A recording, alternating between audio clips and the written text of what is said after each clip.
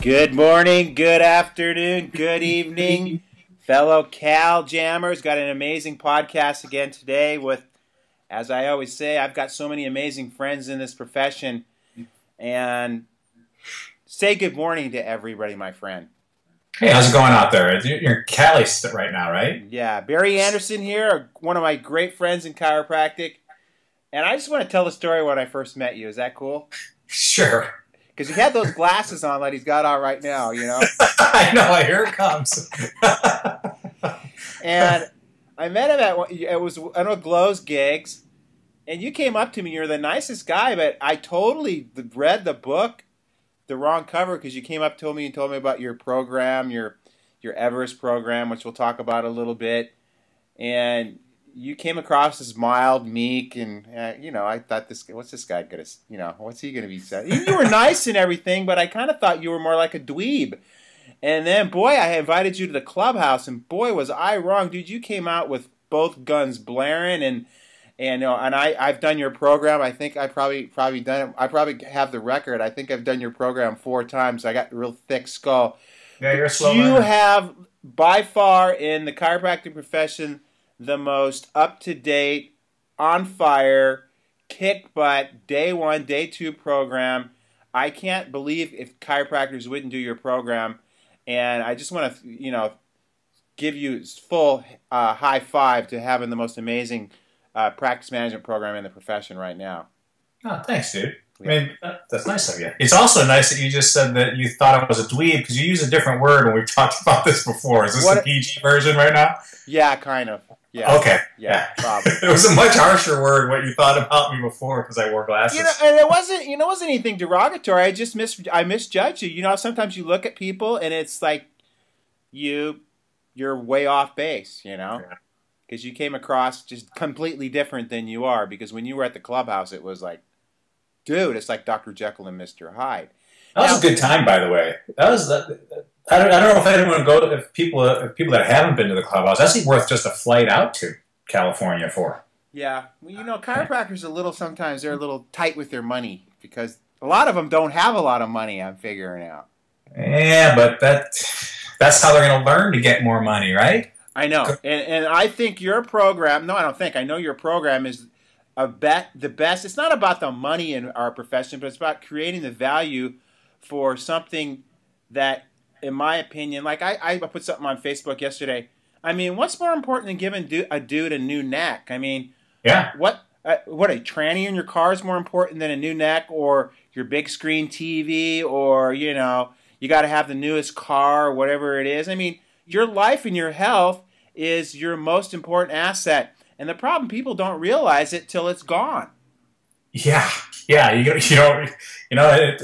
sometimes you find out real quickly that it's going away from you, right? I mean, with my story. So yeah, you never know. Well, let's open up your story. I mean, you've got an interesting story. Why don't you elaborate a little bit? I'm going to let you talk on this one.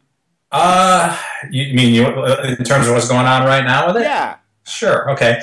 Last year I was diagnosed with stage 4 sarcoma. With that, lytic Mets, cervical thoracic, lumbar spine, ilia, and scapula. So pretty brutal diagnosis. Yeah. But you know what? What? I say, yeah, it was brutal. Yeah. And I gotta let you know, lytic Mets hurts. Man, it sucks. But anyway, it's interesting because I'm going to talk about this at CalJam. And it's interesting, because I love sales. I love to talk about sales. And sometimes chiropractors have this aversion to that. And really, I think what we have to understand as a profession is all sales means is you're telling someone, I've got a solution to your problem. That's it. And for the solution, we have to have an exchange, so we have a relationship that's in balance. But, I'm going to be talking about that. But why I want to talk about it is because the medical community is really good at selling. They're incredible. And the thing is, they test your own personal paradigms or beliefs. Because as a chiropractor, the last thing I ever would want to do is chemotherapy, right? Because we know what that is. I mean, it doesn't make any sense. But that's what they sold, or they tried to sell. Right. And they do a really, really good job with that. And I'm going to break down how they do that at CalJam. But it's incredible how they whittle away so that you'll ultimately buy something that's really going to ultimately kill you. And I understand the motivation behind it. Someone with the cancer that I have, which is highly aggressive, it's pretty much according to them, a death sentence. But it has a value. And the value in the medical community for what I have is about $150,000. So when you've got someone sitting across from you and you're thinking, shit, I can make $150K, I'm going to close them, right? Right. And so they use sales skills to do this. And it's a shame because our product, chiropractic, greatest healthcare product in the world, is far superior to any of that, right? Right. And we don't have people that really understand how to communicate that message well enough, and it's a shame. So I'm dealing with that, but I tell you, I've never felt better in my life. I'm going to be 49 in a few weeks. I've never felt better, and that's the label they gave me. And I think I freak them out when I go in for my exams. And a funny story, if I've got time, every time I go in for a checkup, the oncologist is like, you got to do chemo. And the last time he did it, I said to him, doc, no offense, but I saw the people in your waiting area. I don't need that, Right. And then he said, if you were my brother, I'd knock you down, tie you up, and drag you in for chemo. And I said, thank God I'm not your brother. And then I said, I don't know what I did to you, but geez, dude, come on, give me a break. It's just interesting. And so I chose the route that I know you would probably take. And it does test your belief in what we do, right? I mean, we all talk about our conviction to chiropractic and what we do. And, I've been doing it for 22 years, and we teach it and all that kind of stuff. But when you're faced with your own mortality, sometimes it's tough, right? Right. But if you truly believe in what we do, and I know that's how I've lived my life, it works, man. It's incredible. Like I said, never felt better in my life. My blood work is better than most people. People would kill to have my blood work, and I think that freaks them out too. Well, so, what kind of things are you doing? I'm doing a lot. We got time. You'll love this because I remember playing a video making fun of you. What was the name of that video? The Juice Monkey or the Juice Weasel? Juice Weasel. Yeah, and I'm juicing. Yeah. That's one of the things that I'm doing. There's totally zero sugar whatsoever. If you don't mind, I'm going to tell you a quick thing about that. One of the oncologists said to me, I said, I'm not eating sugar. He said, why would you do that? Jesus. He goes, why would you punish your body? I was like, dude, what are you talking about, right? So I cut out all sugar in any form. I do guided meditation every day, which is huge. Pardon? I said, hell yes. Yeah, it's incredible. I mean, it was funny. The other day I wasn't feeling great. And like I said, I've been feeling really good.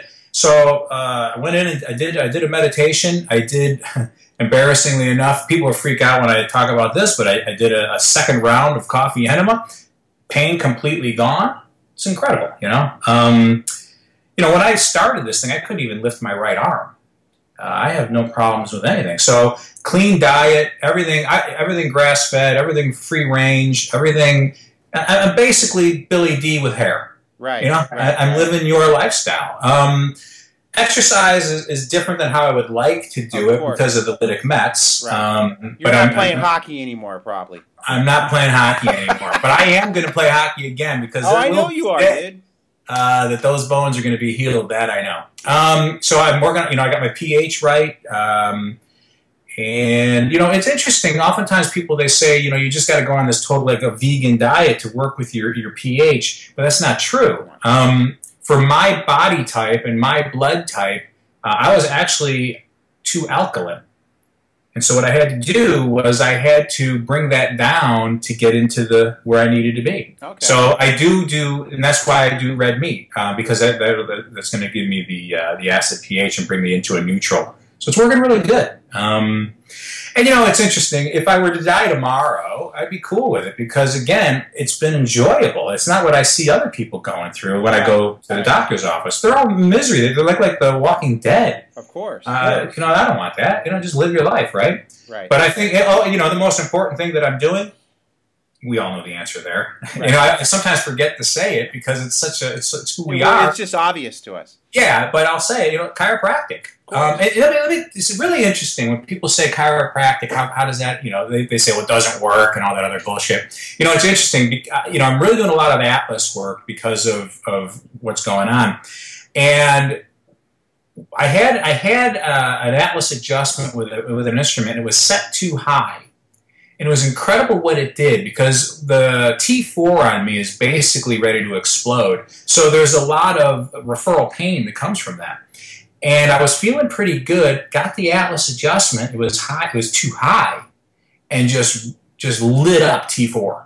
It was incredible. The amount of pain that I had for the rest of the day. Went back the next day, had it corrected, and that all went away. So pretty cool, the power that we have with chiropractic. And, without that, of course, I'd probably already be taking the dirt nap, right? Right. So, right.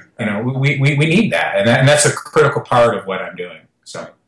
Well, let's shift gears now into your Everest program. I mean, how did you ever come up with the idea to just initiate this whole process? I saw a need for it. Oh, of course, we see a need for it, but yeah, I'm not real touchy-feely. Right, right. No, we know that about you. If anybody knows you, we know you're not touchy-feely. Right, and so a lot of what's taught in the profession is very touchy-feely. So it never resonated with me. I'm not going to go in there and be like that. That's not who I am, So what I had to do, I wanted to figure out something that worked for people like me. And that doesn't mean if you're touchy-feely, you can't do what we teach. It's just I needed something that I could resonate with. And so that's what I did. So I took what I was doing for so many years and made it something that anybody could use. So that's what we say, what we do is non-denominational, because you can do it no matter how you practice or whatever your deal is. But, it's just a way to communicate. I just knew there was a better way to communicate, and I knew that because the way we've been communicating the message has brought us to a 2% market share. Right. Well, this profession is too good to have a 2% market share. And so the only thing it can be, because it's not the product. The product's amazing. The product's amazing. Yeah, the problem is the way that we communicate the product. And so I figured there's got to be a better way to communicate the product to get us past that 2% market share. And so that's what I looked at. So I looked at a more, universal way to get people to understand what it is, and then from there they'll switch their paradigms or their beliefs or whatever it is that they need to do. But you've got to have a commonality to start with before you can get them to that place. And that's what I figured we needed. Right. Now, let me ask you a question. Who were some of your, did you have any practice management growing up, going through this whole chiropractic profession? Yeah, my first, you want me to give names? Or? Yeah, sure, I don't care. My first coach... We're not bad-mouthing them. Basically say, they're my part of... My first coach was CJ. Okay, cool. Did that, and, you get everything. You get something from everybody. Sure, right? of course. So, I got whatever I got from that. Wasn't the fit. Did some singer stuff. Right. Didn't fit. And then, like you said, you learn stuff from everybody, and then what I try to teach doctors all the time is you learn a little bit from everybody, and then you don't try to emulate exactly what they do. I'll be upfront with you. I don't do exactly everything that you teach in your program, but I use a good percentage of it, and it works. And you have to make it, mold it, and make it you rather than trying to be just a puppet of somebody else. Right. And so I guess, with that, and then, just everything you just pick up along the way, I realized, okay, this just isn't working for me. Let me create something that I think would work really, really well. And so that's what I did. The day two, really on the day two that we teach, thankfully I went to a Dan Murphy seminar because a lot of day two is Dan Murphy stuff. Right. And I just figured out from what he taught, how can I take what he teaches and put it in a digestible form? Right. And that's what I did. I made it in a way that the public would get. So, it's nothing earth-shattering, but it's really cool stuff, and it's backed up with the literature, which I like, so. And every one of your programs recently have been just literally sold out, huh? Yeah, we sell out typically anywhere from a month and a half to 2 months prior to the event. It's funny because I just got a call from someone saying that some guys thought they were going to show up at OC and bring a check. And I said, well, tell them they're not coming in. It doesn't matter if you bring a check. Sold out is sold out. It's just what it is, you know? Maybe we should touch on this before we close this thing up. The procrastination factor in our profession. Why do people think that they can wait to the last friggin' minute and show up and bring a check? What's with our profession? I think that's one of my biggest gripes about chiropractors is waiting.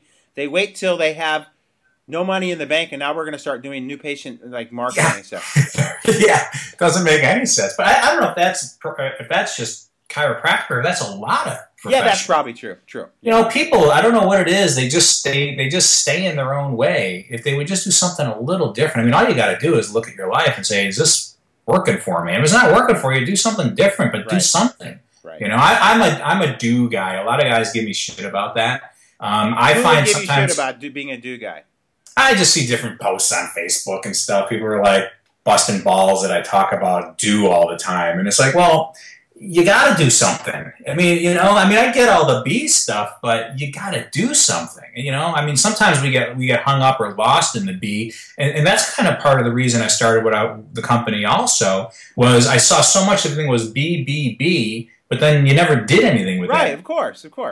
That's useless then. You know, so you got to have that next step. So I wanted to create the next step. So I created, you can be and do all that stuff you want to do. I'm going to give you the do level. I'll go do it. So you actually have people that badmouth you on social media as well? Yeah. I thought I was the only one that got beat up. No, I mean, you get beat up a lot more than me.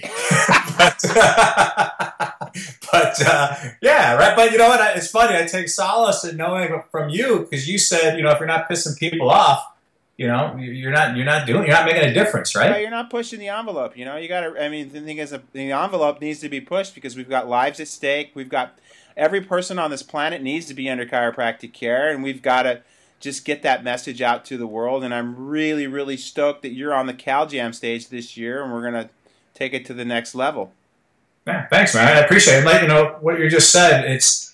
I always say if you're not closing for chiropractic, you're closing for medicine. Yeah. So you better learn how to communicate it so people say yes, because you know what? When they leave our office, if we don't get them to sign up with us, where are they going? They're going to be on drugs. Exactly. They're going to be shooting up on vaccines, and they're going to have organs cut out of their body because that's the allopathic way. Exactly. They don't just leave our office and go home and live with it. They go and they pick medicine. It's a shame. So if you suck at closing, you suck at saving lives is basically what the bottom line is. Yeah, exactly. Whether you want to admit it. So you call us whatever you want to call us, but we're going to move right straight ahead. I really don't care if people yeah. You know, if I've got trolls. You know, I got all the friends I need. Exactly. I'm good. I mean, I can count them on one finger, but I got them. You know what? And sometimes I think I have more friends than I can even handle, to be honest with you. But because I'm such a people lover and I'm there, you see me, I'm a social butterfly. Yeah. I came from being an introvert to now I for somehow graduated to being an extrovert. But you went to the extreme. All right, brother. Just want to let you know how much I love and appreciate you and everything that you do for the profession. And again, I can't wait to see you on your March 27th. You're on the Friday. I'm on Friday, yeah. You're right after Glow. So we got the 1-2 punch there. Nice. Looking forward to it, dude. Thanks. Appreciate you having me. Out in Chicago. What's it like in Chicago right now? It's like 20. Yeah, see, I think we're at 75 here. Well, I'm spending 10 days out there next week. I can't wait. Are you really? Well, we'll have to get together at least one night. Yeah. Okay. Yeah, I'm in. Yep. I'm cool. Not that I don't have anything going on, but you know how. Yeah, well, if you could squeeze me in, you know. All right, Barry. Love you, man. All right, brother. Take it easy, man. Thanks.